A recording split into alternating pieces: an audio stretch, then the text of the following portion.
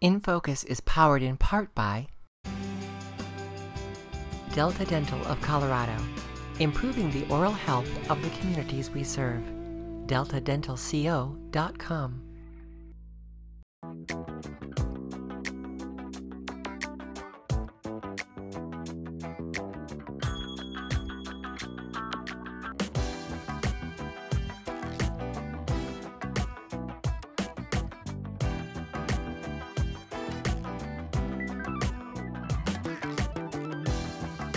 Welcome to In Focus with Eden Lane.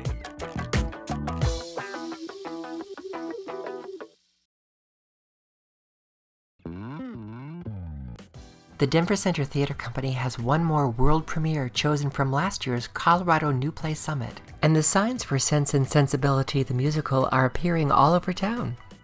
Tonight we'll meet the creators and speak with Kent Thompson and Bruce Sevy of the Denver Center Theater Company, but first a brief look at last year's staged reading. In society, polite society, we have no sympathy we can lend you. I don't mean to digress, but I've not heard a word. Are you still at the same address? In society, intense anxiety must be hidden from public view. La la la la la la, living in society, that's what you do. It's very late. Just before the final staged reading at last year's Colorado New Play Summit, I was able to meet the creators. The composer Neal Hampton and the book writer and lyricist Jeffrey Haddow.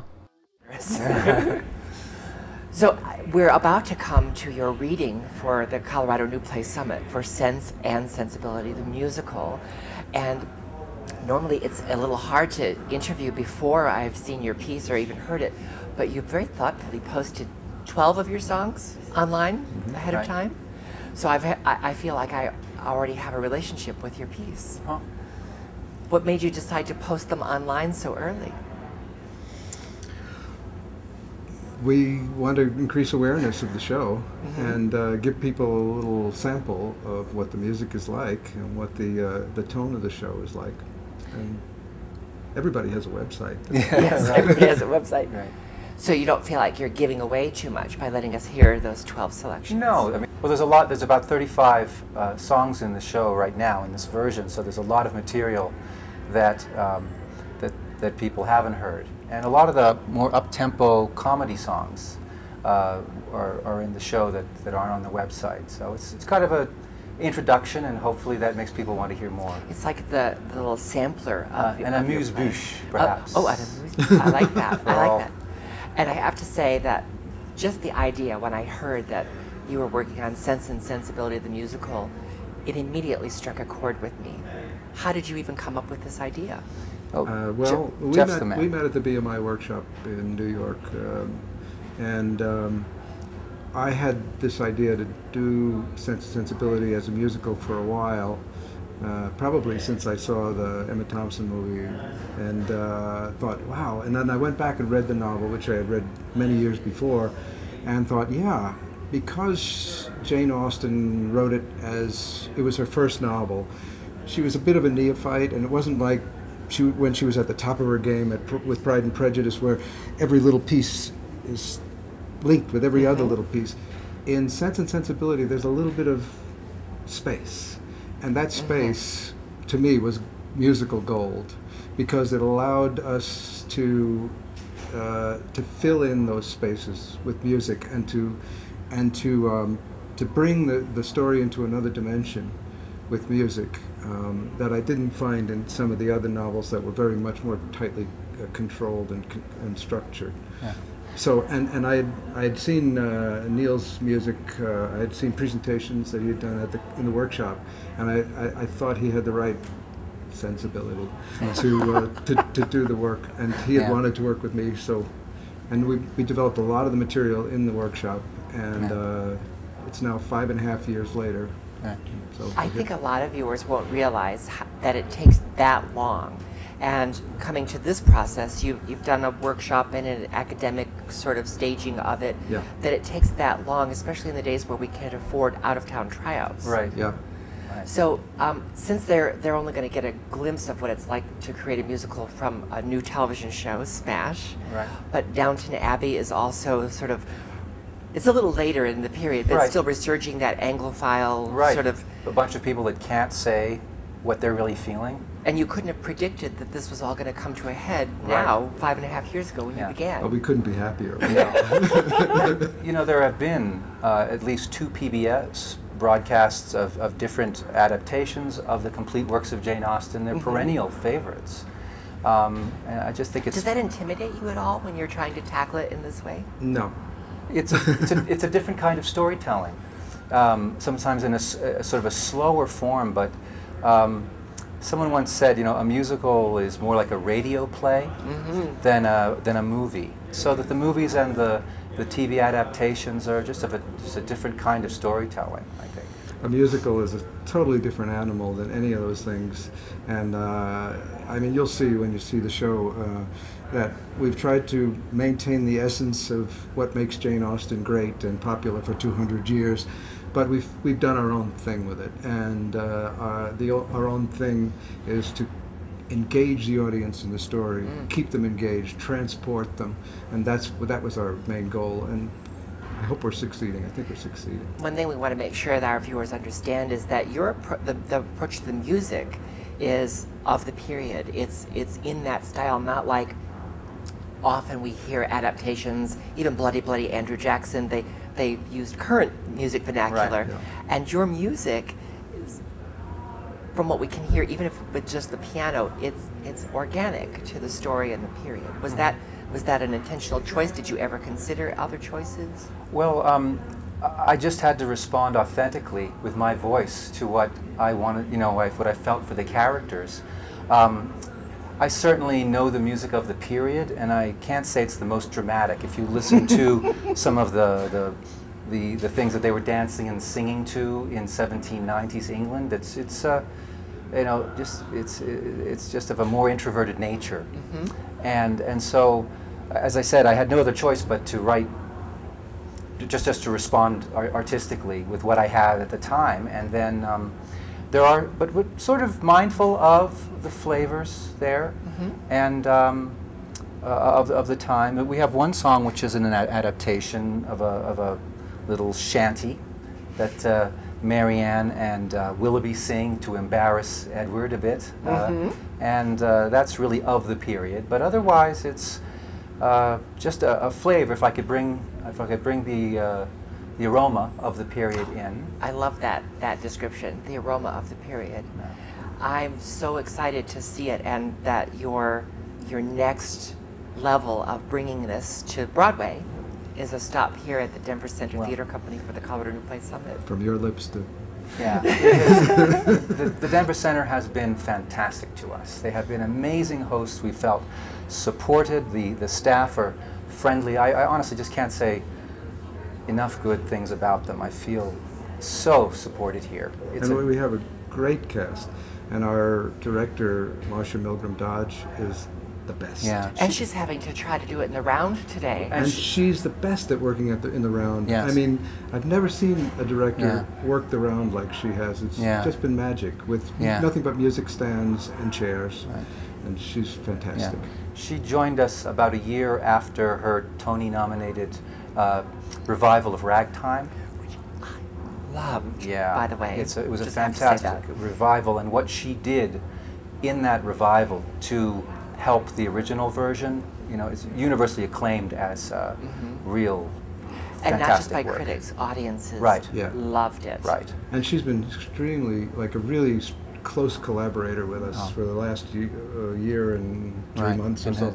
And the show has just blossomed. We can't say she's just been tremendous. She's brought that same the same dramatic instincts to us, and trying to sort of bring a contemporary tie too, so we're not just kind of looking at a little, you know, window box picture or something of this period. Because we always have the lens in which we live that we're looking through. But it's the same emotions, it's the same yearnings. We all have people that we love but couldn't tell, and we all have choices we've made that we regret, you know, and then we all have triumphs, and you know, all of those things are in Jane Austen, and those are the things that we really hope to focus on and you know, bring to fullness in a musical. It's only singing can do, I think. You know? Yeah, when the words and the feelings are too big or too intimate, right. you have to sing them. People sing.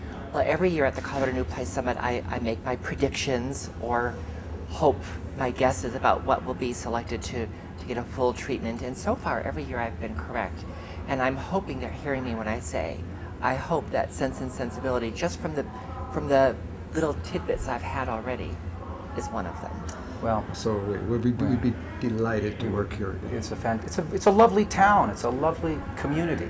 So when they do produce it, and you come back, then we can have an updated conversation when I have Absolutely. a full experience of Good, the play. good. Well, we hope you enjoy it. Thank you so much. You bet. Our pleasure. Now we meet with the Denver Center Theater Company Artistic Producing Director Kent Thompson and Associate Director Bruce Sevy.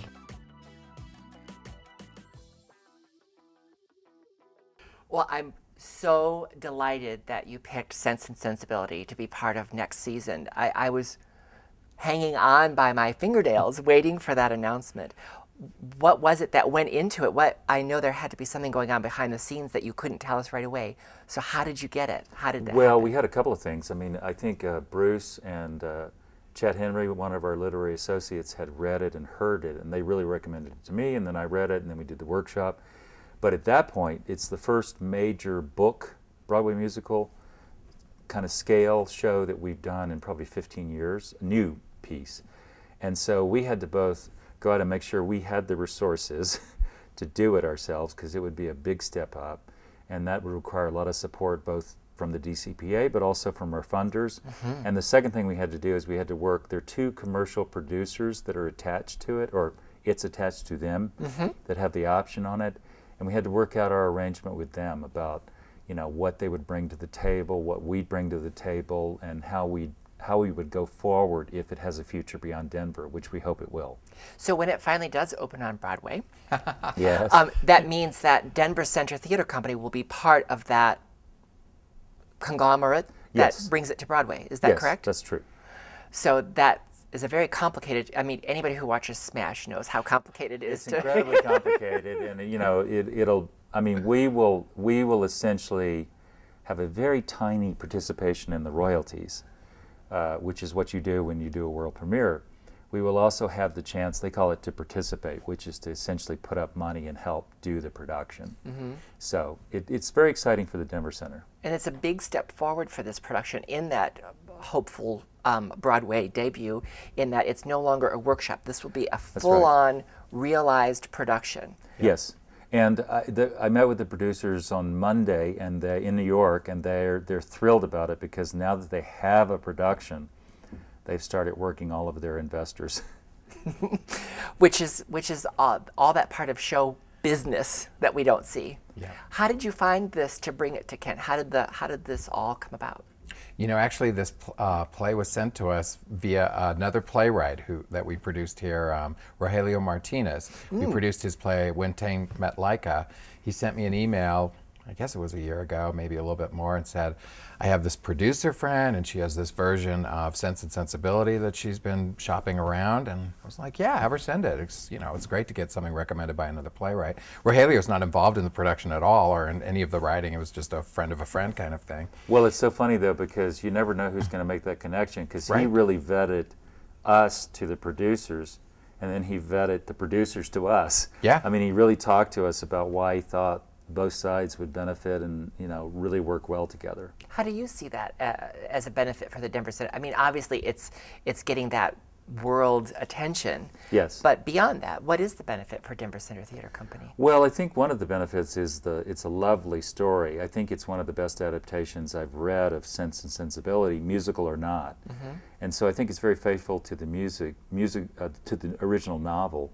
But the other thing I think about it is it's the kind of show that we do very well.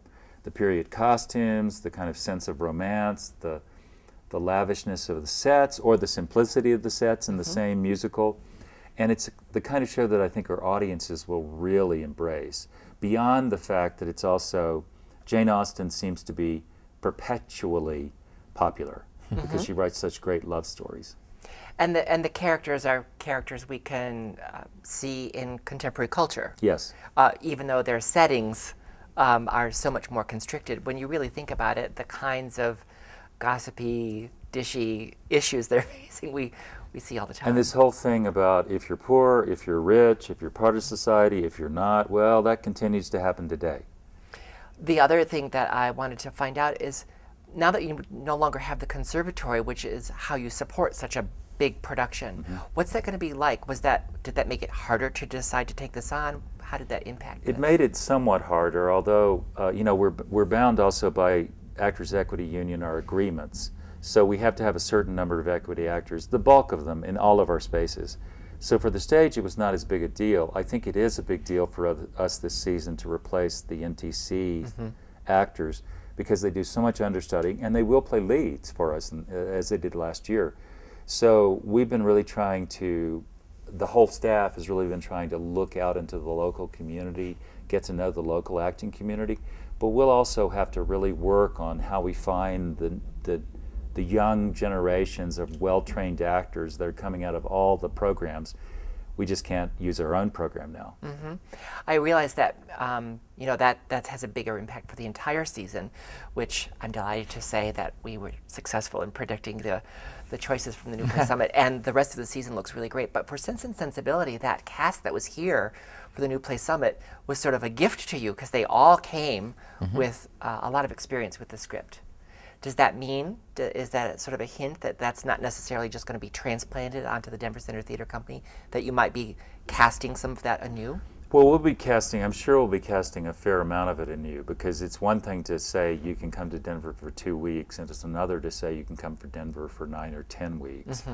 I'm sure there'll be people from the reading that are in the production that Marcia Milgram Dodge, the directors, worked with.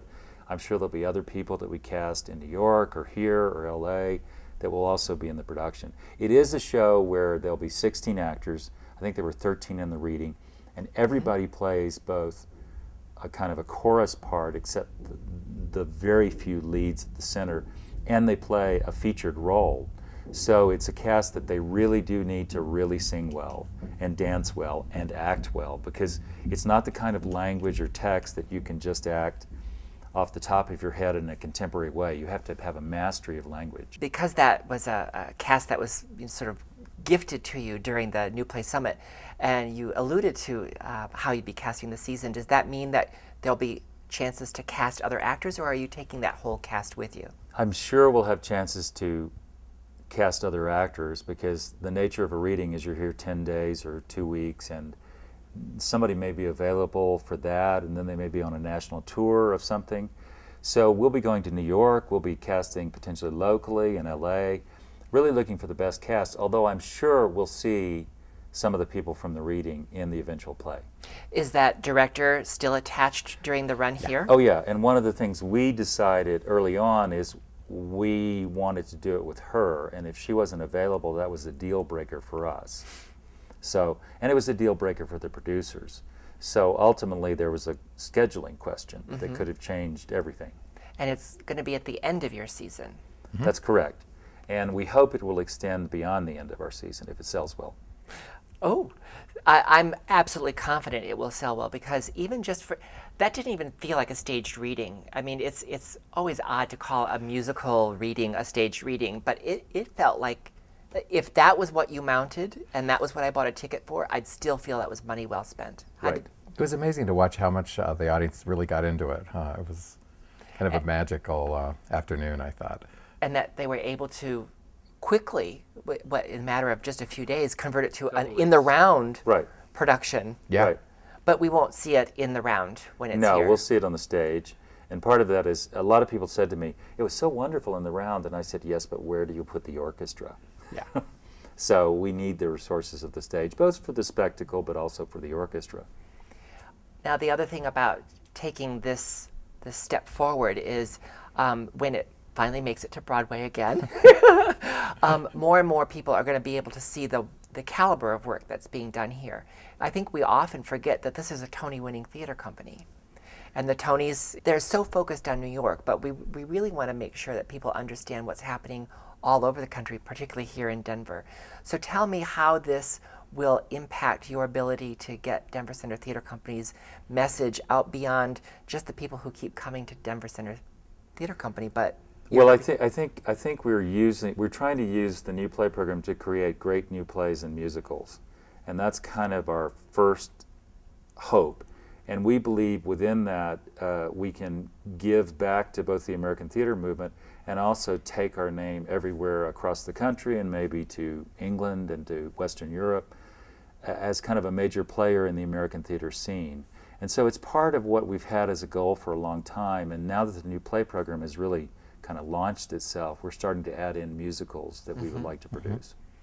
So do you have any vision of what you're bringing to Kent for the next new Not place? quite yet, but I'm very excited that this is a book musical. I think that's a really great form, you know, and as he mentioned, I think this adaptation of Sense and Sensibility is one of the best ones. Just reading it, you know, we read the script before we got the music, and I was like, this is a really good adaptation of this novel. And adapting Jane Austen is really hard because, you know, it's very episodic, lots of characters, and and it's about what you leave out and how you glue it together again, and I just think they did a great job on it. And then I heard the music, I was like, this is good. My entry point was the opposite. I got to hear of those songs that they posted Oh, before. okay. Right, and then I have to give them credit. You would think that writers and lyricists in particular would be so connected to their own voice that it would be hard for them to include original text in songs. And they were able to capture that flavor, if not direct quotes. Was that part of, you know, the appeal for a company like the Denver Center Theater Company who's so connected to literature on stage?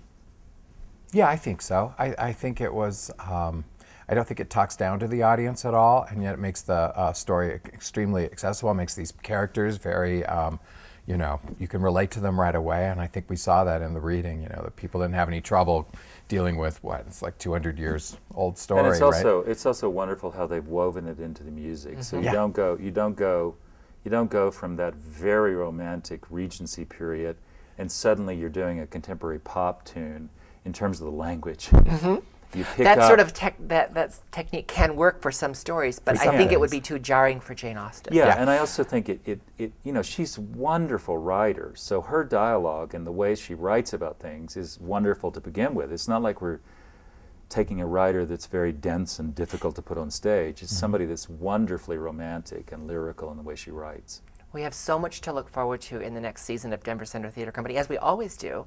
But I'm really excited for all of the plays, and I can't wait to come back and find out about the rest of the season, but I really couldn't miss this chance to find out about Sense and Sensibility since we were waiting for it. That's Sense ampersand Sensibility. Ampersand, right. Yeah. Thank you so much for making time for us today. Thank you. While the full production is already in rehearsal at the Denver Center Theater Company, let's take one more look back at the staged reading from last year's Colorado New Play Summit. Patience and passion can walk hand in hand. Here's to love. Here's to wonder. Love that speaks Love that speaks louder than wonder. Sit down. The most excellent, wonderful knows, most marvelous, fabulous, glorious knows, the most inspirational, simply sensational, standing ovational is. Load your cannon, light the fuse. Wonderful